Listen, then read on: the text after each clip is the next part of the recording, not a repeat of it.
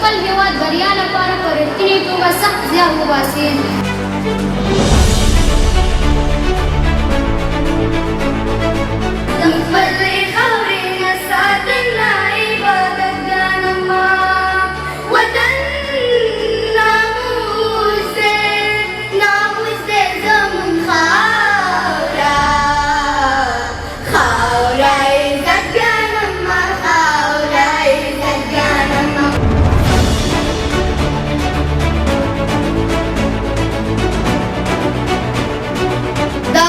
د جهاد په معجزونه و هغې مرتبې ته رسېدلی یم.